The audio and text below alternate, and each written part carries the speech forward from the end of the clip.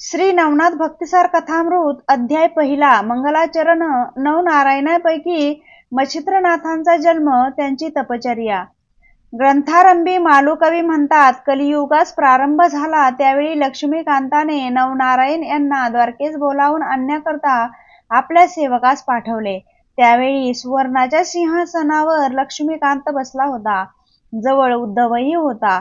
इतक्यात कवी हरी अंतरिक्ष प्रबुद्धी विपुलायन अविहोत्र ऐरहोत्र चमस द्रुमिल ध्रुवमीन आणि करभाज असे नवनारायण तेथे येऊन दाखल झाले।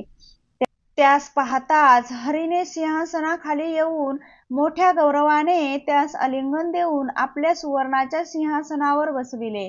नंतर त्यांनी षोडोपचारांनी पूजा केली। तो मोठा समारंभाचा थाट पाहून कोणत्या कारणास्तव आम्हास बोलावून आणले असे नवनारायणांनी हरीस विचारले। तेव्हा त्याने त्यास सुचविले की आपणा सर्वांना कलियुगात अवतार घ्यावयाचा आहे। जसे राजहंस एका जुटीने समुद्राच्या उदकात जातात त्याप्रमाणे आपण सर्व एकदम अवतार घेऊन मृत्यूलोकात प्रकट हो।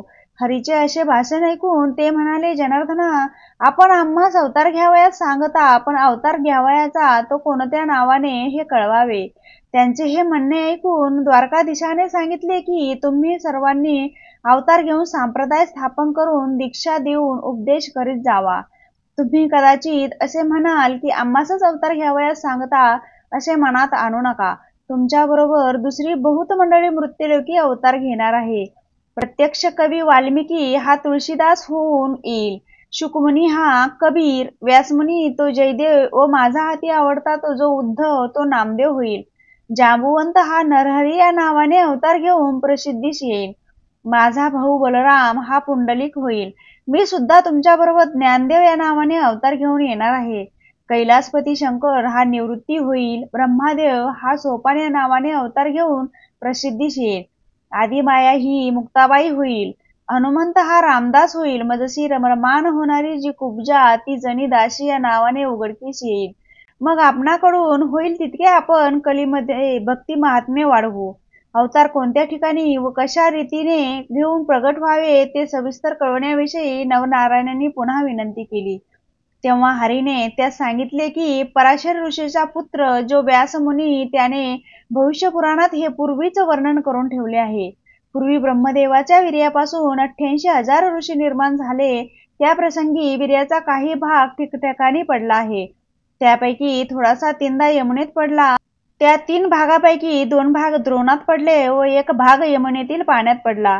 ते वीर्य लागलेच एका मच्छीने गिळले। तिच्या उदरात कवी नारायणाने जन्म घेऊन मच्छिंद्र या नावाने जगात प्रकट व्हावे।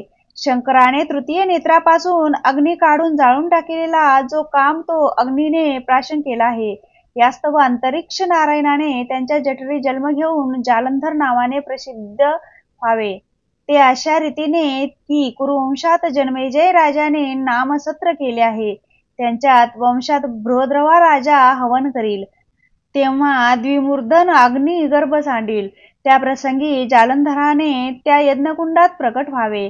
88,000 ऋषी झाले तेव्हा ब्रह्मदेवाच्या वीर्याचा काही भाग अंश रेवती तीरी सुद्धा पडला आहे। तेथे चमस नारायण याने रेवणसिद्ध या नावाने प्रकट व्हावे। त्याच वीर्यापैकी थोडासा अंश एका सर्पिणीलाही मिळाला होता, तो तिने प्राशन केला। मग जन्मेजय राजाच्या सर्पसत्रात ब्राह्मणाने साऱ्या सर्पाची आहुती दिली। त्या समयी हिच्या उदरात ब्रह्माबीज आहे असे जाणल्यावरून त्या सर्पिणीला आस्तिक ऋषीने वडाच्या झाडाखाली लपून ठेविले। पूर्ण दिवस भरल्यानंतर ती अंडे तेथेच टाकून निघून गेली। ते अंडे अजून तेथे होते तसे आहे। त्यात अविहोत्र नारायणाने जन्म घेऊन वटसिद्ध नागनाथ या नावाने प्रसिद्ध व्हावे। मच्छिंद्रनाथ याने सूर्यरेत प्राप्तीस्तव मंत्र म्हणून दिलेले भस्म उकिरड्यावर पडेल। त्यात सूर्य आपले वीर्य सांडील, ते उकिरडामय असेल। त्यात हरिनारायण याने गोरक्ष या नावाने प्रगट व्हावे। दक्षाच्या नगरात त्याची कन्या पार्वती हिला लग्न समारंभासमयी पाहून ब्रह्मदेवाचे वीर्य गळाले। त्या समयी त्यास परमलज्जा उत्पन्न झाली। मग ते वीर्य रगडून चोफेर केले।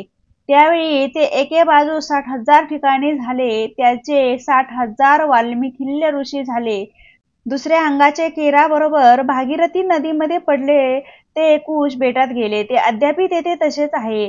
यास्तव पिपलायन नारायणाने तेथे प्रगट होऊन चरपटीनाथ नावाने प्रसिद्ध व्हावे. भर्तरी या नावाने भिक्षापात्र कैलिक ऋषीने अंगणात ठेविले होते. त्यात सूर्याचे विरे आकाशमात पडले ते त्याने भर्तृहरी तसेच जपून ठेविले आहे. त्यात ध्रुवमीन नारायणाने संचार करून भर्तरी या नावाने अवतीर्ण व्हावे. हिमालयाच्या अरण्यात सरस्वतीचे उद्देशाने ब्रह्मदेवाची वीर्य गळाले. त्यातले थोडेसे जमिनीवर पडले. त्यावरून वाघ चालल्यामुळे त्याच्या पायात राहिले व थोडेसे हत्तीच्या कानात पडले. त्यात प्रबुद्धाने संचार करून कानिफा या नावाने प्रगट व्हावे. गोरक्षाने चिखलाचा पुतळा केला. त्यात करभंजनाने संचार करावा. अशा रीतीने कोणी कोठे व कसे जन्म घ्यावयाचे याही नवनारायणांना खुल्यासे वार समजूत करून दिली.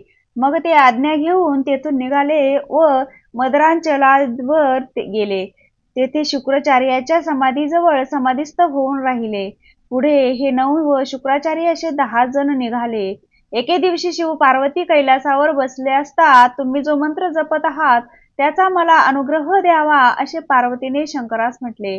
ते ऐकून तो तिला म्हणाला, मी तुला त्या मंत्राचा उपदेश करीन, पण त्यासाठी एकांतवास पाहिजे. तर चल आपण ते कोठे आहे त्याचा शोध करू. असे म्हणून ती उभयता एकांत स्थान पाहावयास निघाली. ती फिरत फिरत यमुनेवर आली. तेथे मनुष्याचा वास नव्हता. त्यामुळे ते स्थान त्यांनी पसंत केले व तेथे ती उभयता बसली. तेथे पार्वती सुंदर मंत्रोपदेश करू लागले. पण ज्या एका मच्छाने ब्रह्मवीर्य गिळून यमुनेत प्रवेश केला होता ती गर्भिणी जवळच उदकात होती. तिच्या उदरातील गर्भ तो मंत्र ऐकत होता. तेने करून त्या शुद्ध ज्ञान प्राप्त झाले व द्वैतभाव नाहीसा होऊन तो ब्रह्मरूप झाला. उपदेश संपल्यावर उपदेशाचे सार काय समजलीस म्हणून शंकराने पार्वतीस विचारले. इतक्यात मच्छिंद्रनाथ गर्भातून म्हणाला की सर्व ब्रह्मरूप आहे. हा ध्वनी ऐकून शंकराने तिकडे पाहिले. तेव्हा मच्छीच्या उदरी कवी नारायणाने संचार केल्याचे समजले. मग त्या शंकराने सांगितले की तुला माझा उपदेश ऐकल्याने पुष्कळ लाभ झाला, परंतु हाच उपदेश मी तुला दत्तात्रेयाकडून करवीन. यास्तव तू पुढे बद्रिकाश्रमास ये, तेथे मी तुला दर्शन देईल असे सांगून पार्वतीसह शंकर कैलासास गेले. मच्छिंद्रनाथ मच्छीच्या उदरामध्ये तोच मंत्र जपू लागला. पूर्ण दिवस भरल्यानंतर त्या मच्छीने अंडे नदीतीरारी टाकून आपण उदकात निघून गेली. पुढे काही दिवसांनी कित्येक बकपक्षी मासे धरावयास यमुना तटी आले. त्यांनी ते अंडे पाहिले व लागलेच आपल्या तीक्ष्ण चोचीने फोडिले. तेव्हा त्याची 2 शकले झाली. एका शकलात ते बालक पाहून व त्याच्या कर्कश रडण्याचा शब्द ऐकून ते भिवून पळून गेले. पुढे तो शिंपला कामिक नावाच्या कोळ्याने पाहिला. त्यात सूर्यासारखा दैदिप्यमान बालक पाहून त्याचे अंतकरण कळवळले आणि कोणीतरी सावज या कोमल बालकास मारील असे त्यास वाटले. इतक्यात आकाशवाणी झाली की हा साक्षात कविनारायणाचा अवतार आहे. ह्या बालकास तू आपल्या घरी घेऊन जा, नीट संरक्षण कर व त्याचे नाव मच्छिंद्रनाथ असे ठेव. ह्याच्याविषयी तू मनात किमपी संशय आणू नको. ते ऐकून कोळ्याने त्यास घरी नेऊन आनंदाने आपल्या शारदत्ता स्त्रीस दिले व मुलगा आपणाला ईश्वराने दिला म्हणून सांगितले. तिने त्यास घेऊन अति आनंदाने स्तनाशी लाविले. तो पाना फुटला. मुलगाही दूध पिऊ लागला. मग मुलास न्हाऊ माकू घालून पाळण्यात निजविले. आधीच त्या अभयंतांना मूल व्हावे म्हणून आशा सुटली होती. तशात अवचितच पुत्ररत्न हाती आल्याने त्यास अनुपम आनंद झाला. मच्छिंद्रनाथाचे वय 5 वर्षाचे झाल्यावर एके दिवशी त्या समागम घेऊन त्याचा बाप कामिक मासे मारण्यासाठी यमुनेवर गेला. तेथे त्याने मासे मारण्यासाठी जाळे पसरले आणि पुष्कळ मासे त्यात आल्यावर ते बाहेर मच्छिंद्रनाथाजवळ आणून ठेवून पुन्हा जाळे घेऊन तो पाण्यात गेला. ते बापाचे कृत्य पाहून आपल्या मातृकुळाचा नाश करावयास हा उद्युक्त झाला आहे असे मच्छिंद्रनाथाच्या मनात आले. तसे आपण आस्था बाप हे कर्म करीत आहे हे स्वस्थ बसून पाहणे चांगले नाही व आस्तिक ऋषीचे सर्व प्रकारे उपकार करून जन्मेजय राजाच्या सर्पसत्रात नागकुळाचे जसे रक्षण केले त्याचप्रमाणे आपण कसेही करून ह्याचा हा उद्योग बंद केला पाहिजे असे मच्छिंद्रनाथाने मनात आणले.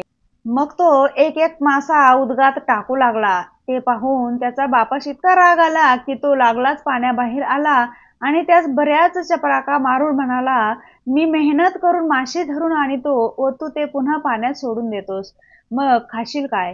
भीक मागावयाची असेल अशा लक्षणाने, असे बोलून तो पुन्हा उदगात शिरला.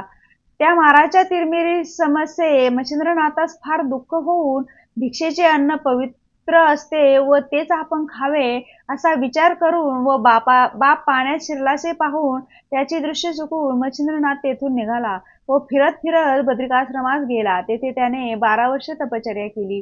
ती इतकी कठीण की त्याच्या हाडाचा सांगाडा मात्र राहिला. इकडे श्री दत्तात्रेयाची स्वारी शिवालयात गेली व शंकराची स्तुती करता शंकराने प्रसन्न होऊन प्रत्यक्ष भेट देऊन आलिंगन दिले व जवळच बसविले. नंतर उभयतांनी एकमेकास नवल वर्तमान विचारिले.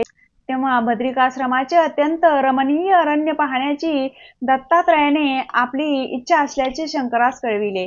मग त्यास बरोबर घेऊन शंकर अरण्यात गेला. त्याच समयी मच्छिंद्रनाथाचा उदकाल घेण्यास दिवस आल्या कारणाने तो योगायोग घडून येण्यासाठीच दत्तात्रेय अरण्य पाहण्यासाठी वासना होऊन त्या शंकराचा रुकारही मिळाला. ते उभयंता बद्रिकावनातील शोभा पाहून आनंद पावले.